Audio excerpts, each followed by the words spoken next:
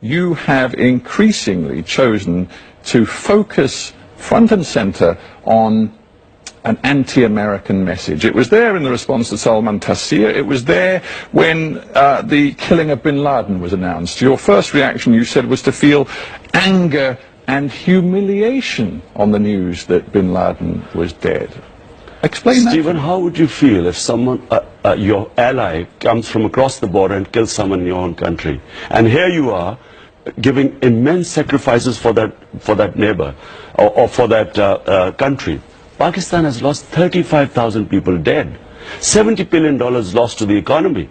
We're talking about Osama bin Laden. We're talking about the mastermind of the 9/11 attacks. Was it not, perhaps a sense of shame that he was in Pakistan, and as the Americans went on to claim, almost inconceivable, the Pakistanis did not know in some form that he was there. Maybe shame about that, but also a sense of relief that, thank God, he is no longer capable of leading Al-Qaeda and its terror activities. Stephen, for one, whether Pakistan government was complicit or whether it was incompetent, as said by Panata, I'm talking as a member of Pakistani public who's not part of the government. Well, you're talking as a responsible leader in Pakistan, a man who aspires to actually lead the country. Exactly. And now, how would I feel as but I'm a Pakistani citizen, where my country has given 35,000 people dead in a war we had nothing to do with, $70 billion lost to the economy when total aid has been $20 billion.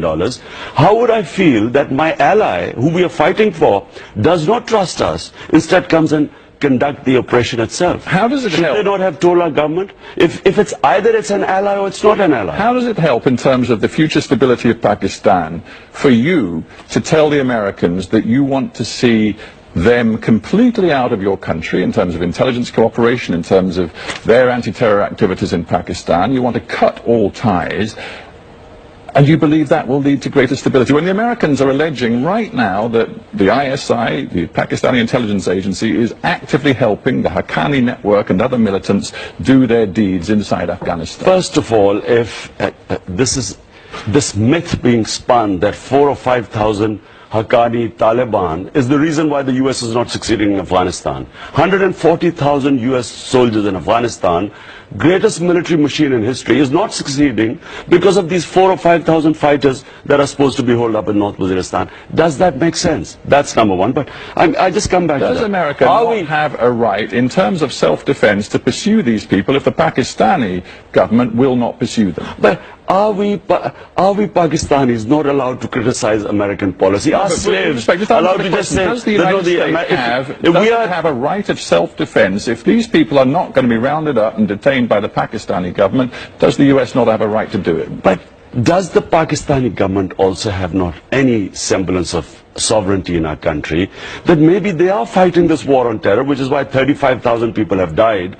Can they not fight it their own way? Now, their own way brings us back to the quote from David Cameron of last year. Consistently, the Pakistani has looked both ways, he said, on the issue of terrorism. God, if I was the Prime Minister of Pakistan, I would have immediately told them that, look, we will fight this war our own way. We don't want any interference. We don't want your money. We don't want your aid. Look, it doesn't mean cutting the relationship with the Americans. It means we will fight our own way. It does, because it takes two, and if you had your way, the Americans would cut their relationship with Pakistan. It's quite clear, and that would involve billions of dollars of aid at a time when Pakistan, goodness knows, has every reason to need that aid. Pakistan has lost $70 billion, the people of Pakistan, in this war. This was published by our own, this current government has published in the economic survey. Total aid is $220 billion. This aid is destroying us. Look, I would tell the Americans that what do they want from Pakistan? There should be no terrorism from our soil. That's all they should want. We'll do it our way. If I am perceived as a puppet of the Americans, it takes away my credibility and ability to fight terrorism.